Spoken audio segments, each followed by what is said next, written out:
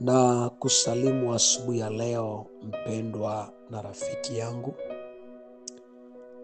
Ni kukaribisha asubuhi ya leo kwa ajili ya ujumbe wa neno la Mungu.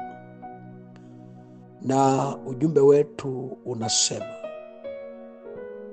kufanya maamuzi magumu yaliyo sahihi kwa ajili ya maisha yako. Wafalme wa pili mlango wa 7 mstari wa 3 na 4. Basi walikuwepo watu 4 wenye ukoma penye lango la mji. Wakasemezana, mbona tunakaa hapa hata tufe? Tukisema tuingie mjini namo na njaa, nasi tutakufa humo. Nasi tukikaa hapa tutakufa vile vile. Haya, twende tukaliendee jeshi la Washami, wakituhifadhi hai tutaishi, wakituua tutakufa. Mpendwa wangu na rafiki yangu, wakati mwingine kuna mahali ambapo unatamani kufika kwenye maisha yako. Kuna kitu unakitamani kukifanya kwa ajili ya maisha yako, lakini yako mambo yasiyofanyika pasipo wewe kuchukua maamuzi magumu yaliyo sahihi. Si maamuzi tu, maamuzi magumu yaliyo sahihi yatakayeleta mabadiliko na matokeo kwenye maisha yako. Kuna jambo usipoliamua kulifanya ili matokeo yako yaonekane, haitawahi kutokea. Hao wenye ukoma 4, maandiko yanasema walitengwa nje ya mji, na baada ya njaa kuingia Samaria, wakasemezana wao kwa wao kwamba tunakaa hapa hata tufe. Walipojaribu kuona hakuna namna wanaweza wakapata majibu ya maisha yao, wakapata ufahamu ya kwamba majibu ya maisha yao itapatikana kwenye kambi ya maadui ambaye ni Washami. Wakaamua kufanya maamuzi yaliyo magumu kwa lengo la kuhakikisha wametimiza haja ya mioyo yao, na neema ya Mungu ikawa juu yao. Wakati wanapoondoka asubuhi kwa maamuzi waliofanya, Mungu akaachilia miguu yao kishindo, maadui wakatoroka na wakaleta chakula.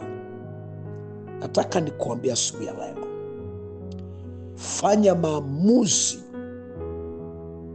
ya kutoka mahali ambapo umefungiwa.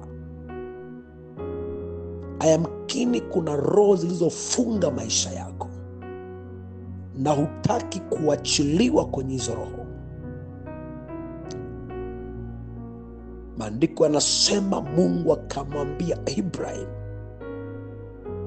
toka wewe katika nyumba ya baba yako na jamaa yako, uende mpaka mahali nitakapokuonesha ili nikubariki. Mpendwa, kutoka kwa Ibrahim kwenye jamii yake, kwenye jamaa yake, haikuwa jambo rahisi, lakini akafanya maamuzi yaliyo magumu lakini sahihi, ili aweze kufikiria baraka zake. Kuna mahali huwezi kufika usipofanya maamuzi wewe kama wewe. Mungu anamwambia Ezekiel katika sura ya 2, simama kwa miguu yako, nami nitasema na wewe. Fanya maamuzi ya kusimama wewe kama wewe. Fanya maamuzi ya kuinuka na kusema ninaweza. Wakati Sauli anamwambia Daudi, huwezi kupigana na Goliath kwa sababu wewe ni kijana tu, Daudi alifanya maamuzi ndani ya moyo wake, akamwambia nitakwenda kupigana na Goliath hata kama watu wasiponiunga mkono, yuko Mungu atakayeniunga mkono. Asubuhi ya leo, mpendwa na rafiki yangu, Mungu anatazama maamuzi yako. Hatua unayochukua italeta uponyaji kwenye maisha yako. Fanya maamuzi ya kubadilika. Fanya maamuzi ya kutengana na kile kinachokuzuia wewe usiinuke kwenye maisha yako. Kuna vitu natamani kuviacha kwenye maisha yako, lakini umeshindwa kuviacha, na pengine ndiyo sababu ya wewe kushindwa kufikia ndoto zako. Fanya maamuzi yaliyo sahihi, yaliyo magumu. Wakati Elia alipofika Sarepta, alimkuta mwanamke aliyekuwa anaokota kuni mbili ili aingie ajipikie nafsi yake na mwanae afe. Lakini Elia akamwambia, kaniandalie mkate. Yule mwanamama anasema, sina mkate ila konzi ya unga. Lakini Elia akamwambia, nenda kanifanyie mimi kwanza. Yule mama akafanya maamuzi yaliyo magumu sahihi, kumwandalia Elia kwanza mkate, na unga haujawahi kupungua. Wacha nikuambie asubuhi ya leo, mpendwa, fanya maamuzi magumu yaliyo sahihi, yatakayeleta mabadiliko kwenye utumishi wako, yatakayeleta mabadiliko kwa watoto wako, yatakayeleta mabadiliko katika maisha yako ya kiroho. Fanya maamuzi ambayo yanaweza kukufikisha mahali.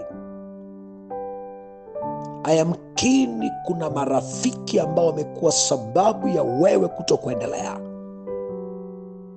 Fanya maamuzi magumu ya kujitenga na kila kinachokuzuia wewe usifikie ndoto yako, usifikie maono yako. Neema ya Mungu iwe pamoja nawe asubuhi ya leo. Tuombe. Mungu, katika jina la Yesu, ninaomba umsaidie mtoto wako anapofanya maamuzi magumu yaliyo sahihi kwa ajili ya maisha yake, ili matokeo ya maisha yake yakapate kuonekana. Anapofanya maamuzi ya kuamini ukuu wako, neema yako imsaidie. Kwa jina la Yesu, ukafungue neema juu ya maisha yake. Amen. Ni rafiki yako Mwalimu Bishop Daniel Mathew